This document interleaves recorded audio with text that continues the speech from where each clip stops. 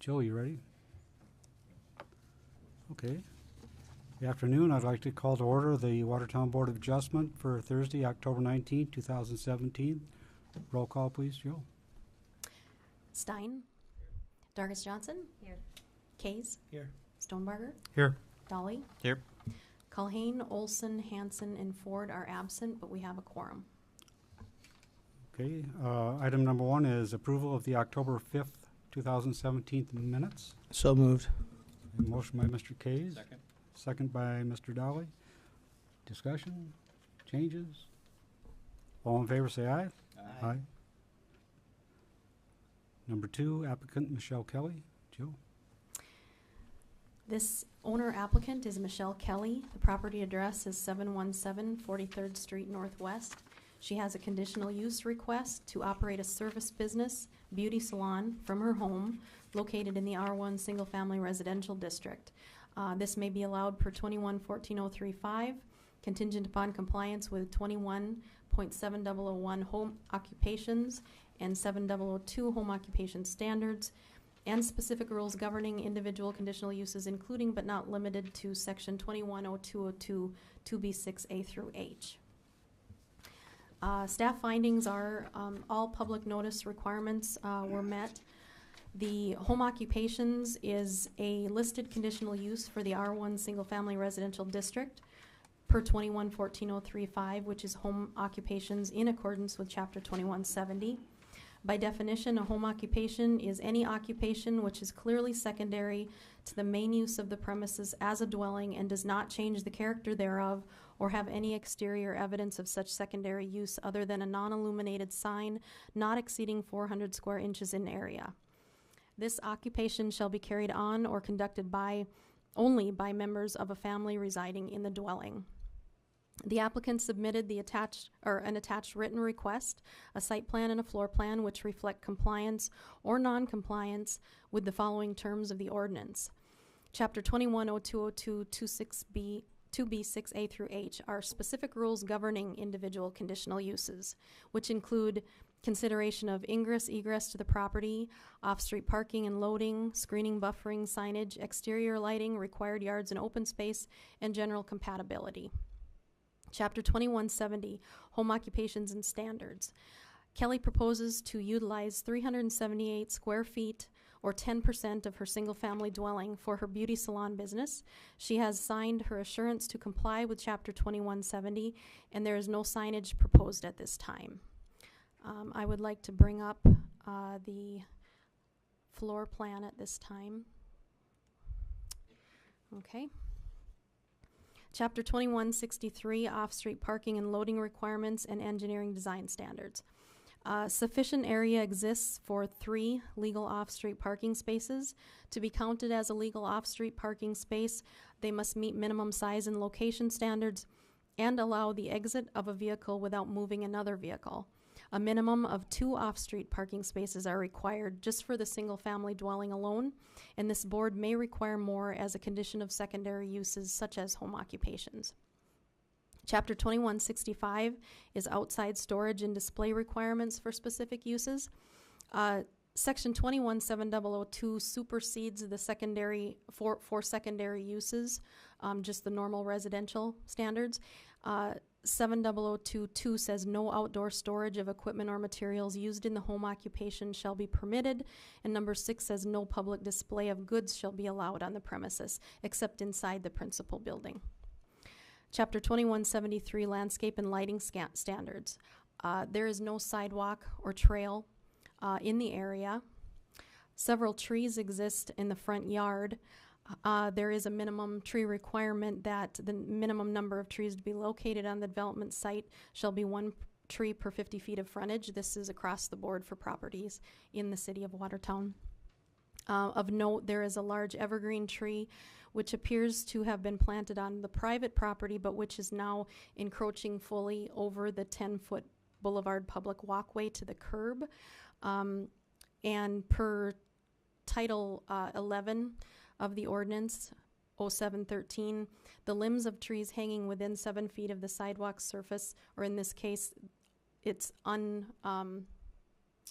there is no sidewalk, but there's still the public walkway. 7 feet above the sidewalk surface in this city, overhanging limbs are dangerous to the public health and safety of the citizens and are hereby declared a public nuisance. So this board must determine if this request shows satisfactory provision and arrangement concerning Chapter 2170 Home Occupations and Standards, Section 210202 2B6A through H, specific rules governing individual conditional uses, and Chapters 21, 63, 65, and 73 as I just went over. If generally endorsed, this board may consider conditions of approval, such as fulfillment of any or all lacking boulevard infrastructure requirements, clearing tree limbs from the 10-foot boulevard public walkway, or additional parking spaces, and or any other conditions deemed appropriate for this secondary use. Jill, I have a question, just a general question, not necessarily here, but when we have that 1 tree per 50 foot of frontage, is that supposed to be on the boulevard, or is that anywhere on the front yard, or how do we interpret that? Interpretation of that has changed over the years I've been here. It does not specify the boulevard, even though it has been interpreted that way in the past. So right now, as long as a tree, and we're talking deciduous trees because evergreens are prohibited in the boulevard blocking view, as long as it is in the front yard and near the sidewalk or boulevard area, we can count that. Okay, just curious. Mm-hmm. With that, I'll open the public hearing. If anybody's here to speak for or against, did any neighbors have any comments? No. Okay. So I'll open the public hearing, and if anybody's here to speak for or against the conditional use. Just here if you have questions. Well, why don't you please come up to the mic and state your I'm name. not the salon, you will not get me, but, no, just any questions that the board would have, I can sure answer. Other than I told the wife, I said I may go against because I lost my shop. And so I'd be the first husband to oppose, but no, if you do have any questions. Okay, in her letter, she said that she's got a full-time job, so she's going to be doing this part-time. What hours were you thinking of operating this? Her current work schedule is, as a preschool teacher at Cornerstone Church, would be full-time Tuesday through Thursday. So there would be Monday and Friday available for appointments, and obviously there would be some evenings. But I would say she indicated around 10 hours a week of appointments, but majority would take place either Mondays or Fridays during the daytime. Is that correct? With an occasional evening? With an occasion, I mean, if a client couldn't make a daytime, there would be an occasional evening appointment. Okay. It doesn't look like we have sidewalk on any of the neighboring properties in that area. So I don't think it'd be, pertinent to require sidewalk to be put in at this time. But what I would like to see is a waiver of right to protest if such time in the future that we do have sidewalk go through there, that we install it. Absolutely. Okay. And I think that tree is probably under the Parks Department. They should probably maintain that.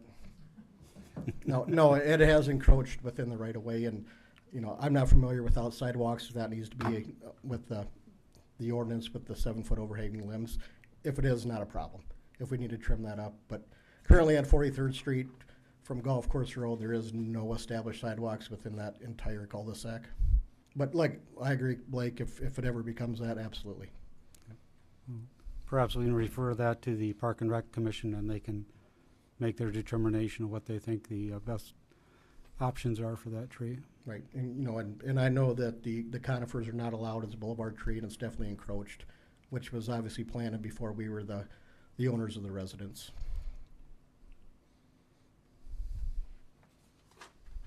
Any other questions?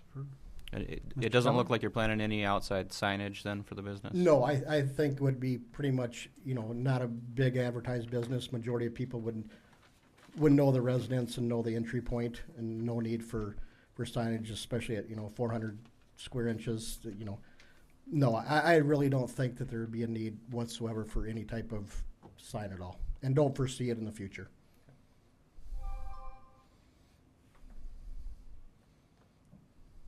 Oh, if we have no other questions, I'll close the public hearing and request a motion to approve. Mr. Stein, Would you include the Motion. waiver of right to protest in the referral to Parks and Rec? I'll second.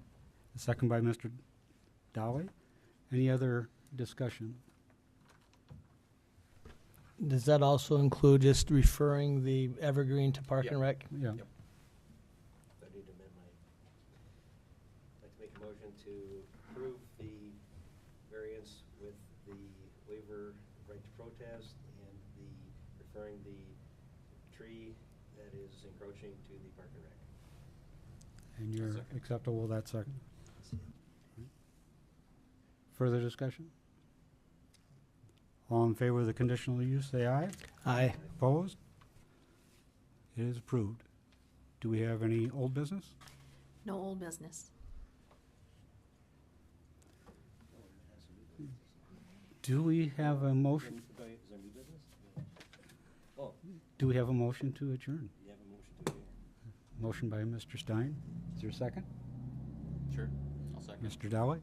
All in favor, say aye. Aye. We are adjourned. A record session.